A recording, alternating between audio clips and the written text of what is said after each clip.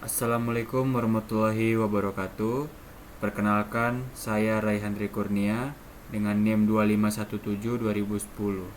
Pada kesempatan ini, saya akan mempresentasikan materi berjudul Faktor-faktor yang mempengaruhi tingkat kriminalitas di Indonesia.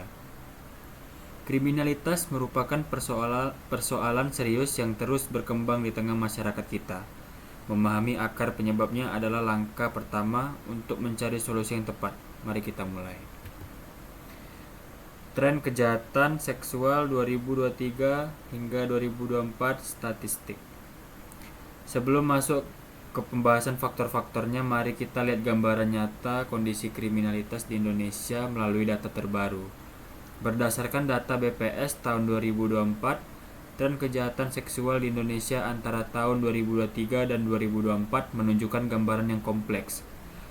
Yang pertama, kasus pemerkosaan menurun 16% dari 1.230 kasus menjadi 1.029 kasus.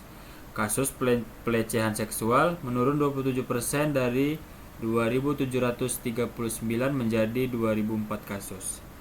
Namun, kasus kekerasan seksual justru meningkat 32% dari 1.410 menjadi 1.861 kasus. Dan yang paling mengkhawatirkan, kekerasan terhadap anak meningkat 23% dari 3.661 menjadi 4.525 kasus. Data ini menunjukkan bahwa meskipun beberapa kategori kejahatan mengalami penurunan, ancaman terhadap kelompok rentan khususnya anak-anak justru semakin meningkat. Grafik tren kejahatan seksual 2023-2024. Jika kita lihat dalam bentuk grafik, perbandingan data 2023 dan 2024 ini semakin memperjelas pola yang terjadi. Angka tertinggi ada pada kategori kekerasan terhadap anak yang mencapai 4.525 kasus di tahun 2024, naik dari 3.661 kasus di tahun sebelumnya. Ini adalah angka yang tidak bisa kita abaikan. Data ini menjadi landasan penting mengapa kita perlu memahami faktor-faktor yang mendorong terjadinya kriminalitas, terutama yang berkaitan dengan perlindungan anak. Faktor internal. Sekarang kita masuk ke inti pembahasan. Faktor pertama yang mempengaruhi kriminalitas adalah faktor internal, yaitu aspek-aspek yang berasal dari dalam diri individu itu sendiri. Pemahaman mendalam terhadap faktor-faktor ini sangat penting untuk merancang strategi pencegahan yang efektif di Indonesia. Ada dua faktor internal utama. Pertama, rendahnya kontrol diri. Individu yang tidak mampu mengendalikan dorongan dan perilaku impulsifnya cenderung lebih mudah terlibat dalam tindak kriminal. Ketidakmampuan menahan diri inilah yang menjadi pemicu utama. Kedua, kondisi psikologis dan emosional. Kecemasan, ketidakpuasan, dan kemarahan yang tidak tersalurkan dengan baik dapat mendorong seseorang ke arah perilaku yang menyimpang dari norma sosial dan hukum. Selain dua hal tersebut, faktor internal lain yang turut berperan adalah rendahnya kesadaran moral dan hukum, serta adanya motivasi ekonomi pribadi yang mendorong seseorang untuk mencari jalan pintas melalui kejahatan. Faktor sosial internal. Selain faktor dari dalam diri individu, ada pula faktor sosial yang berperan besar dalam membentuk perilaku kriminal. Faktor utama yang mendorong meningkatnya angka kriminalitas dari sisi sosial adalah interaksi sosial yang lemah di daerah perkotaan, di mana hubungan antar warga cenderung renggang dan kurang peduli satu sama lain. Ketimpangan sosial yang melebar menciptakan kesenjangan antara kelompok kaya dan miskin. Dampak urbanisasi yang cepat yang tidak diimbangi dengan penyediaan lapangan kerja dan fasilitas sosial yang memadai. Dampak sosial pun nyata. Lingkungan sosial yang lemah membentuk perilaku individu ke arah yang negatif. Komunitas yang rapuh dan kurangnya kohesi sosial memperlemah kontrol masyarakat terhadap kejahatan. Faktor eksternal yang mempengaruhi kriminalitas. Selanjutnya kita bahas faktor eksternal berbeda dengan faktor internal yang bersumber dari individu. Faktor eksternal berasal dari lingkungan dan sistem di luar seseorang. Terdapat 4 faktor eksternal utama yang berkontribusi terhadap tingkat kriminalitas. Yang pertama, sikap masyarakat terhadap kejahatan. Yang kedua, aspek ekonomi. Ketiga, aspek politik. Yang keempat, aspek organisasi penegakan hukum. Sikap masyarakat terhadap kejahatan. Masyarakat memiliki peran ganda dalam persoalan kejahatan. Di satu sisi, sebagai agen pencegahan, di sisi lain bisa menjadi fasilitator yang secara tidak sadar membiarkan kejahatan terjadi. Kurangnya kepercayaan pada sistem hukum menjadi hambatan besar ketika masyarakat tidak percaya bahwa melapor akan menghasilkan keadilan. Mereka memilih diam. Partisipasi publik pun melemah. Selain itu, stigma terhadap mantan narapidana juga menjadi masalah serius. Ketika seseorang yang telah menjalani hukuman sulit diterima kembali di masyarakat, resiko residivisme atau pengulangan kejahatan meningkat dan proses rehabilitasi sosial terhambat. Aspek ekonomi dan politik. Dari sisi ekonomi, hubungan antara kemiskinan dan kriminalitas sudah terbukti secara empiris.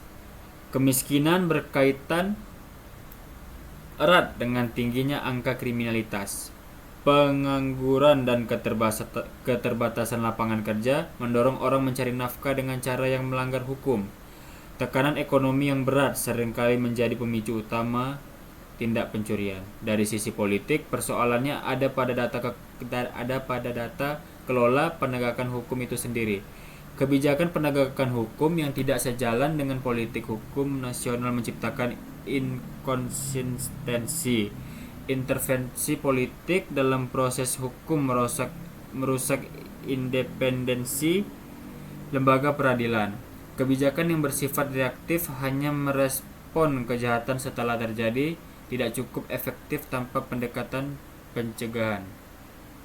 Kesenjangan regulasi hukum pun masih menjadi celah yang dimanfaatkan oleh pelaku kejahatan. Aspek organisasi penegakan hukum. Faktor eksternal terakhir adalah aspek organisasi penegakan hukum. Ini menyangkut bagaimana institusi-institusi negara bekerja dalam menangani kejahatan. Beberapa permasalahan yang masih ada. Yang pertama, sinergi yang lemah antar lembaga penegak hukum, antara polisi, kejaksaan, dan pengadilan menyebabkan proses hukum tidak berjalan optimal. Yang kedua, mekanisme pengawasan internal dan eksternal yang belum berjalan maksimal membuka peluang penyimpangan.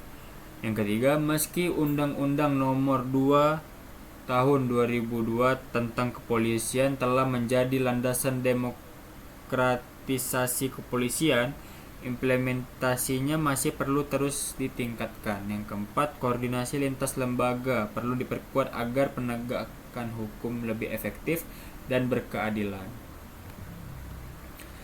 Dari seluruh pembahasan yang telah kita ulas, ada 3 kesimpulan yang dapat kita tarik. Yang pertama, kriminalitas adalah masalah yang kompleks. Ia tidak bisa dijelaskan hanya oleh satu faktor, melainkan melibatkan faktor individu, sosial, ekonomi, politik, hingga sistem penegakan hukum secara bersamaan.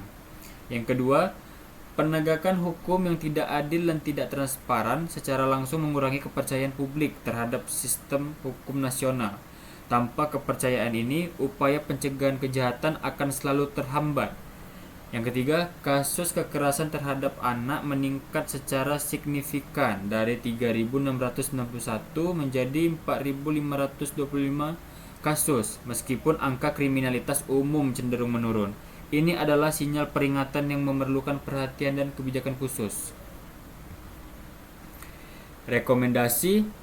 Berdasarkan kesimpulan tersebut, berikut rekomendasi yang dapat kita usulkan melalui 6 langkah strategis di 3 sektor prioritas atau lebih. Dari sisi individu, yang pertama, memperkuat pendidikan karakter sejak dini agar generasi muda memiliki fondasi moral yang kuat. Yang kedua, memperluas akses ekonomi melalui penciptaan lapangan kerja yang merata dan berkeadilan. Yang ketiga, meningkatkan perlindungan dan pengawasan terhadap anak di semua lingkungan. Yang keempat, mendorong kerjasama antara pemerintah dan masyarakat dalam program pencegahan kejahatan berbasis komunitas. Dari sistem dan lembaga, Yang pertama, melanjutkan reformasi penegakan hukum agar lebih transparan, adil, dan akuntabel. Yang kedua, memperkuat perlindungan anak melalui regulasi dan implementasi yang lebih tegas. Yang ketiga, mengoptimalkan sinergi antar lembaga penegakan hukum demi efektivitas penanganan kejahatan.